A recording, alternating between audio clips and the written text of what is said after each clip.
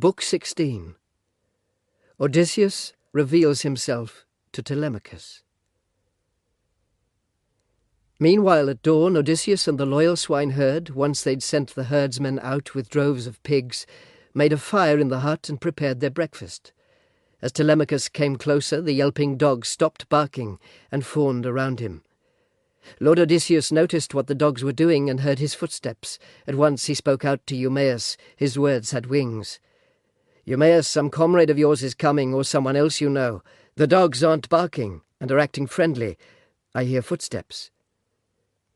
He'd hardly finished speaking when his own dear son stood in the doorway. The swineherd, amazed, jumped up. The bowls he was using to mix the gleaming wine fell from his hands. He went up to greet his master, kissed his head, both his handsome eyes, his 2 hands, then burst into tears. Just as a loving father welcomes his dear son after a 9-year absence, when he comes from a foreign land, an only son, his favourite for whom he's undergone much sorrow, that's how the loyal swineherd hugged Telemachus and kissed him often, as if he'd escaped his death. And through his tears he spoke winged words to him. "You've come, Telemachus, you sweet light. I thought I'd never see you any more, once you went off in that ship to Pylos. Come in now, dear boy, so that my heart can rejoice to see you here in my home, now you've just returned from distant places. You don't often visit farm and herdsmen. Your life is in the city. Your heart, I think, must like to watch that hateful bunch of suitors." Shrewd Telemachus then answered him and said, "If you say so, old friend, I've come here now on your account to see you face to face and to hear you talk about my mother. Is she still living in the palace halls, or has some other man now married her? Is no one sleeping in Odysseus' bed? Is it all covered in disgusting cobwebs?" The swineherd, that outstanding man, then answered him, "Yes, indeed, she still lives in your palace with a faithful heart, but always grieving, wasting days and nights away with weeping." Once he'd said this, he took Telemachus's bronze spear and let him enter. He crossed the stone threshold. As he approached, Odysseus, his father, got up to offer him his seat, but from across the room Telemachus stopped him and said, "Stay put, stranger. We'll find a chair in the hut somewhere else. Here's a man who'll get one for us." He spoke. Odysseus went back and sat down again. Eumaeus piled up green brushwood on the floor and spread a fleece on top. Odysseus' dear son sat down there. The swineherd then set out before them platters of roast meat, left over from the meal they'd had the day before, and quickly heaped up baskets full of bread. In a wooden bowl he mixed wine sweet as honey, and then sat down himself opposite godlike Odysseus. Their hands reached out to the fine meal prepared and spread before them. When they'd had food and drink to their heart's content, Telemachus then said to the splendid swineherd, "Old friend, where does this stranger come from? How did sailors bring him to Ithaca? Who do they claim to be? For I don't think there's any way he could get here on foot." Then swineherd Eumaeus, you answered him and said, "My child, I'll tell you nothing but the truth. He claims that he was born in spacious Crete and says he has been roaming all around, wandering through many human cities. That's how some god has spun a fate for him. He's just fled from a ship of Thesprotians and come here to my farm. I give him to you. Do as you wish. He's a suppliant, he says." Shrewd Telemachus then answered him and said, "Eumaeus, I'm really distressed at heart by what you've said. How can I welcome this guest into my home? I myself am young. I don't believe my hands are strong enough to fight a man who acts with violence against me first. As for my mother, in her chest the heart is quite divided, whether to stay with me and tend the house out of respect for what the people say and for her husband's bed, or to go now with the finest man of those Achaeans who've been courting her within the halls, the one who offers the most marriage gifts. But anyway, now this stranger's come here, to your home, I'll dress him in fine clothing, cloak and tunic, and give a 2-edged sword and sandals for his feet. I'll send him off wherever his heart and spirit prompt him. If you wish, you can keep him at this farm and care for him. I'll send some clothing here and all the food he'll eat, so he won't ruin you and your companions. But I won't permit him to go there and mingle with the suitors. They are far too full of arrogant pride and might make fun of him, which would bring me deadly sorrow. It's difficult for one man, even if he's powerful, to do much with so many more. They are far stronger." Then Lord Odysseus, who had endured so much, said to Telemachus, "Friend, surely it's all right for me to answer, and my heart is torn as I hear you talk. These suitors think up such presumptuous actions in your palace hall and flout your will, though you're a decent man. Tell me, do you agree with this oppression? Do the people of the country hate you and follow what some god is telling them? Or do you think the blame rests with your kinsmen, whom a man relies on when there's fighting, even if a major quarrel should arise? With my heart the way it is, how I wish I were either as young as you, the son of brave Odysseus, or the man himself returning from his travels. There's still room for us to hope for that. Then, if I came to the halls of Laertes' son, Odysseus, and didn't bring destruction on them all, let a stranger slice this head off my neck. If I, acting all alone, was overwhelmed by their greater numbers, I'd rather die, killed in my own home, than continue watching such disgraceful acts. Guests treated badly, women servants shamelessly being dragged through the fine palace, wine drawn and wasted, and all the time food eaten needlessly, acts which go on and on without an end. Shrewd Telemachus then answered him and said, "Well, stranger, I'll speak candidly to you. The people are not all angry with me, nor do they bear a grudge. And I don't blame my kinsmen, the ones a man relies on in a fight, even if a great quarrel comes. The son of Cronos has made our family follow a single line. It goes like this. Archesius fathered a single son, Laertes, and he too was the father of only a single son, Odysseus, and Odysseus fathered me, his only son, then left me by myself in his own hall. He got no joy of me, and that's why now countless hostile men are in our home, all those lords with power in the islands, Dulichium, Sami, wooded Zacynthus, and those who rule in rocky Ithaca. All of them are trying to court my mother and destroy my home. She does not turn down the hateful marriage, but cannot decide to bring these matters to an end. And so, with their feasting, they consume my household, and they'll soon be the ruin of me, too. But all this lies in the lap of the gods. Old friend, you must go quickly and report to wise Penelope that I've returned. I'm safely home from Pylos. I'll stay here until you've given the news to her alone and come back here. No other Achaean must learn about it, for many of them are planning nasty things against me." Then swineherd Eumaeus, you answered him and said, "I know what you're saying, I understand. You're speaking to a man who thinks things through, but come, tell me this and be frank with me. On this trip, should I go to Laertes with the news? The poor man's miserable. For a while, though suffering great distress about Odysseus, he'd supervise the fields, and in his home eat and drink with servants, as the heart inside his chest would urge him. But now, since the time you left for Pylos, people say he no longer eats and drinks the way he used to, or inspects the fields, but sits there groaning and wailing in tears, with his flesh shrivelling around his bones." Shrewd Telemachus then answered him and said, "That's more distressing, but nevertheless, though it makes us sad, we'll leave him alone. If mortal men could somehow get all things simply by wishing, we would first of all select the day my father gets back home. But after you've delivered your message, then come back here. Don't go wandering around the fields looking for Laertes. Instead, tell my mother to send her maid, the housekeeper, quickly and in secret. She can report the news to the old man." His words spurred on the swineherd. He took his sandals, tied them on his feet, and set off for the city. Now it did not escape the notice of Athene that swineherd Eumaeus was going from the farm. She approached the hut, appearing like a woman, beautiful, tall, and skilled in making lovely things. She stood just outside the entrance to the farm and was visible to no one but Odysseus. Telemachus did not see her face to face or notice she was there. For when gods appear, there's no way their form is perceptible to all. But Odysseus saw her. So did the dogs as well. But they didn't bark. Instead, they crept away, whimpering in fear, to the far side of the hut. She signalled with her eyebrows. Lord Odysseus noticed and went out of the hut, past the large wall around the yard, and stood in front of her. Then Athene spoke to him. "Son of Laertes, resourceful Odysseus, sprung from Zeus, now is the time to speak to your own son. Make yourself known, and don't conceal the facts. So you too can plan the suitor's lethal fate. Then go together to the famous city. I won't be absent from you very long. I'm eager for the battle." As she said this, Athene touched Odysseus with her golden wand. To start with, she placed a well-washed cloak around his body, then made him taller and restored his youthful looks. His skin grew dark once more, his countenance filled out, and the beard around his chin turned black again. Once she'd done this, Athene left. But Odysseus returned into the hut.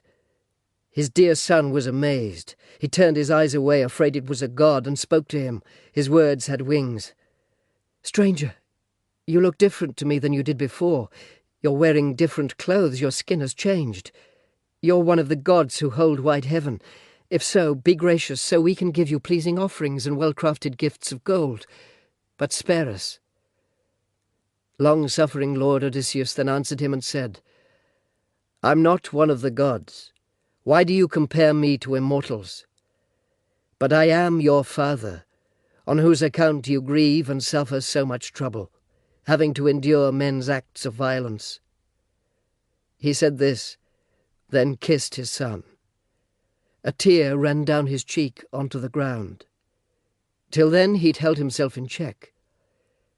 But Telemachus, who could not yet believe it was his father, spoke to him again, saying, "You cannot be Odysseus, my father.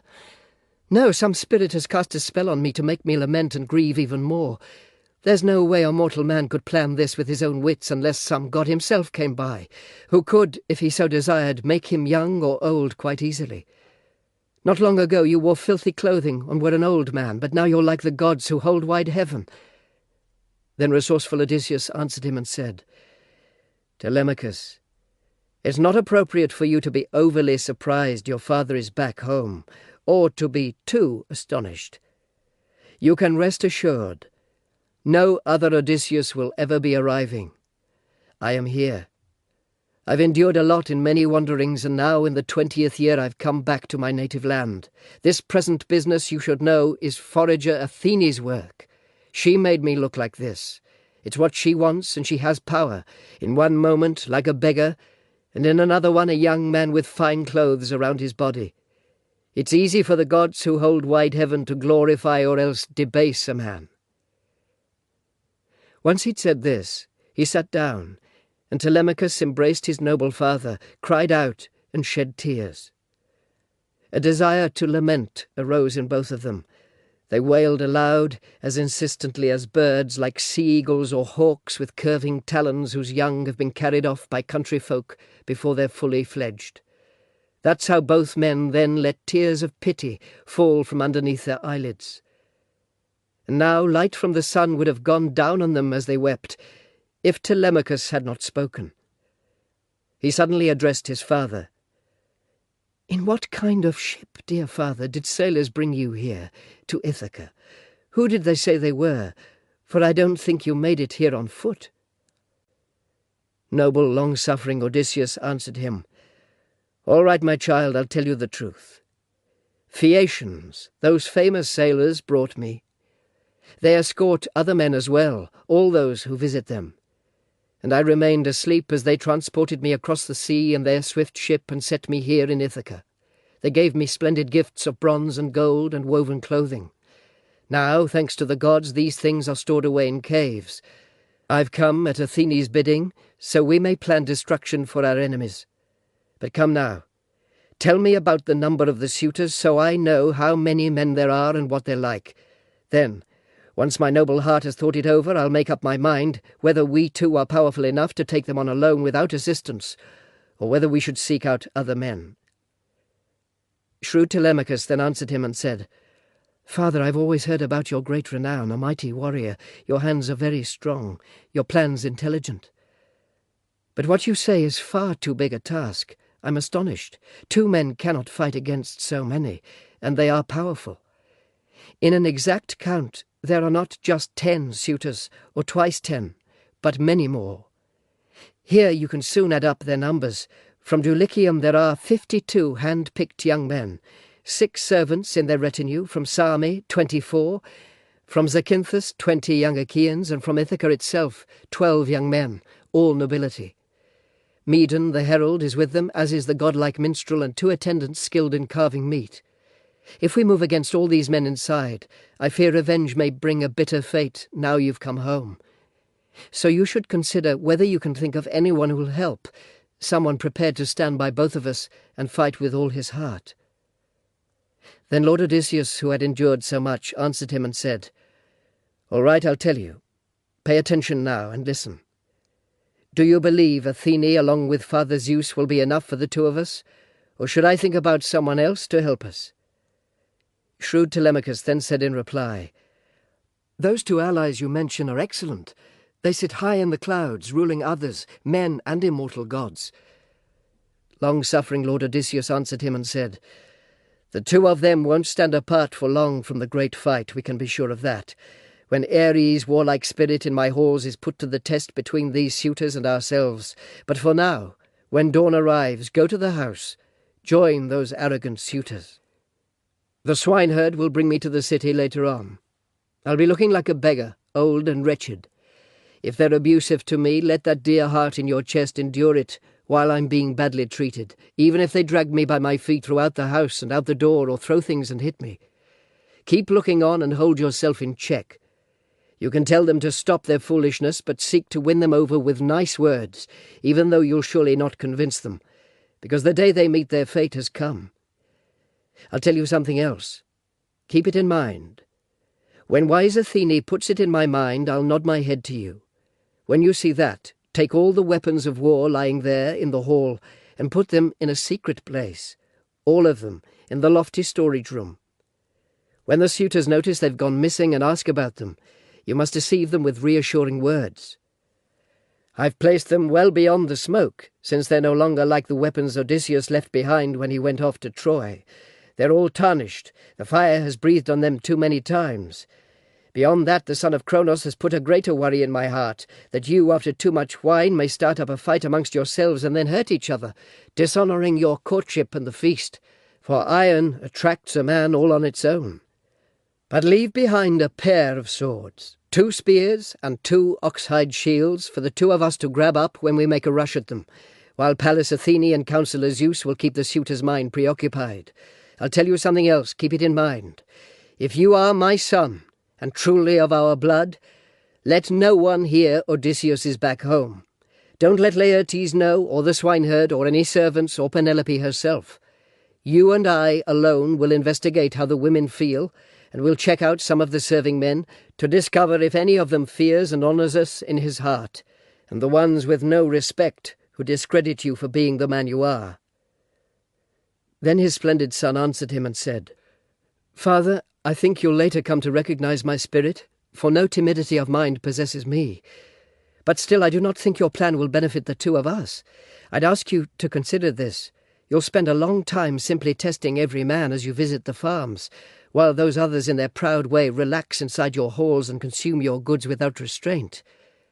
But I'd suggest you learn about the women, those disgracing you and the guiltless ones. As for men on the estates, I'd prefer we didn't test them. We can deal with that at a later time, if you truly recognize some sign from Zeus who bears the aegis." So the two men talked about these things together. Meanwhile, the well-built ship which brought Telemachus from Pylos with all his comrades had reached Ithaca. Once they'd come inside the deep-water harbour, they hauled the black ship up on shore. Eager servants carried off their weapons, and without delay took the splendid gifts to Clytius' home.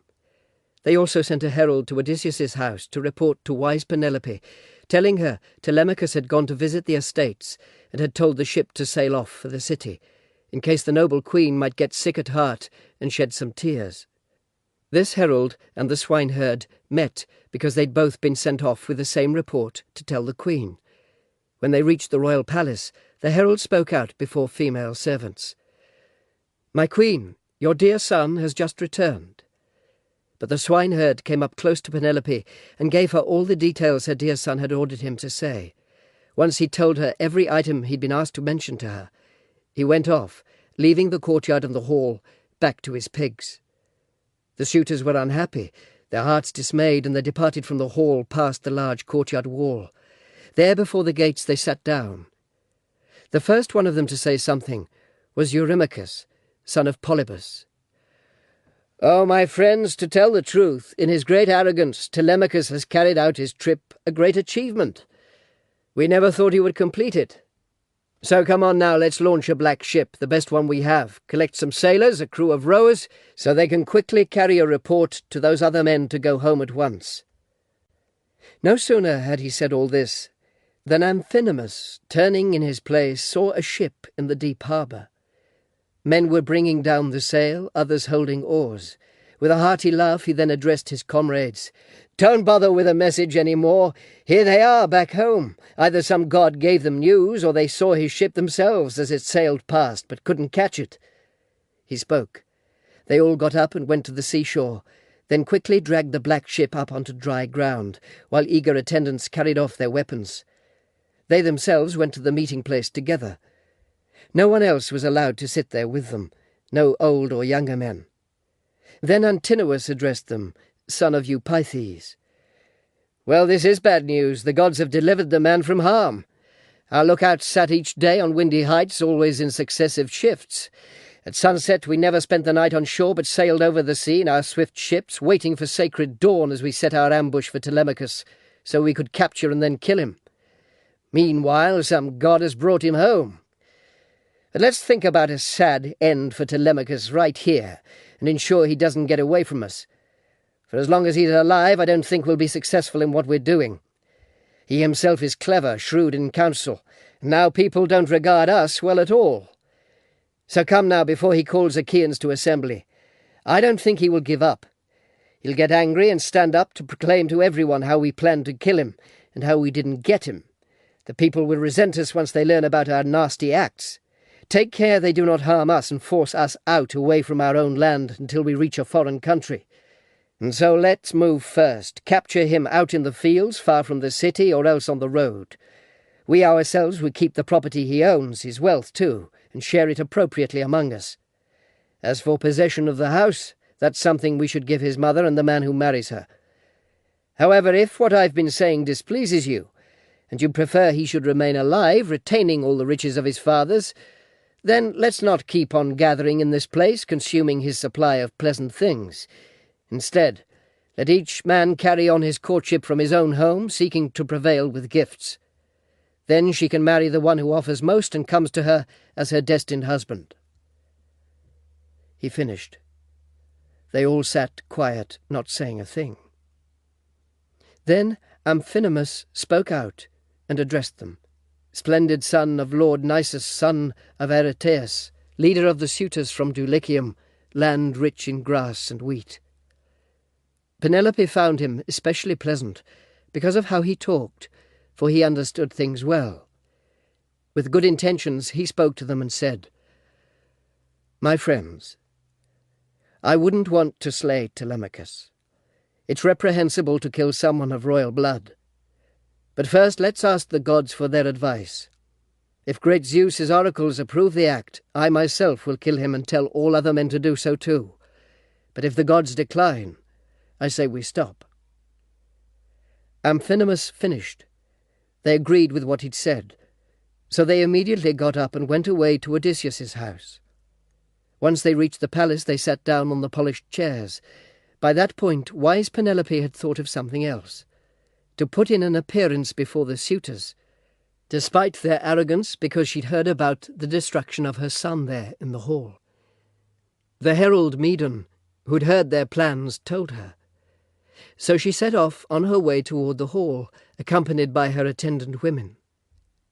Once the noble lady reached the suitors, she stood beside the doorpost of the well-built room, and holding a bright veil across her countenance, addressed Antinous, reprimanding him.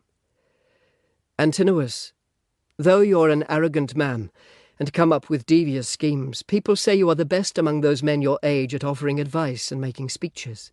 But you don't seem to be a man like that. You, madman, why devise a fatal plan to kill Telemachus and disregard the things involved with being a suppliant who has Zeus as witness? It's impiety to plan evil things for one another. Do you not know your father came here a fugitive, afraid of his own people? They were extremely angry with him, because he joined with Taphian pirates to cause trouble for the Thesprotians, who were allied with us. Those men wished to kill him, rip out his heart, and devour his huge and pleasant livelihood. But then Odysseus restrained them, held them back for all their eagerness. Now you eat up that man's home without paying anything, court his wife, attempt to kill his son, and cause me much distress. So stop all this, I tell you, and order other suitors to do the same. Then Eurymachus, son of Polybus, answered her, "Wise Penelope, daughter of Icarius, cheer up. Don't let these things concern your heart. No man now living and no man born, no one yet to be, will lay hands on your son Telemachus, not while I'm alive, gazing on the earth. I tell you this, and it will truly happen. That man's black blood will quickly saturate my spear, for Odysseus, sacker of cities, also set me on his knees many times and put roast meat into my hands and held red wine up for me. Thus Telemachus is far the dearest of all men to me. I say to him, don't be afraid of death, not from the suitors, but there's no way out when death comes from the gods." He said these words to ease her mood, while he himself was planning her son's death. But Penelope went to her bright room upstairs and wept there for Odysseus, her dear husband, until sweet sleep cast by bright-eyed Athene spread across her eyelids. At evening the fine swineherd came to Odysseus and to his son, busy getting dinner ready. They'd killed a boar, 1 year old. Then Athene approached Odysseus, Laertes' son, and touched him with her wand and made him an old man once again. She put shabby clothes around his body, just in case the swineherd by looking up would recognize him, and then go off to tell faithful Penelope, and thus fail to keep the secret in his heart. Telemachus addressed the swineherd first and said, "Good Eumaeus, you've come. What news is there in the city? Are those arrogant suitors back in the house already from their ambush, or are they still out there watching for me as I travel on my journey homeward?" Then swineherd Eumaeus, you answered him and said, "I didn't bother to make inquiries or ask about such things on my journey through the town. Once I'd given my report, my heart told me to get myself back here as fast as possible. A swift messenger who came from your companions met me, a herald. Your mother first got the report from him, but I found out something else which I saw with my own eyes. As I walked above the city, by the hill of Hermes, I saw a fast ship coming in our harbour with lots of men aboard and loaded down with shields and two-edged spears. I thought it could be them, but I'm not certain." Eumaeus finished.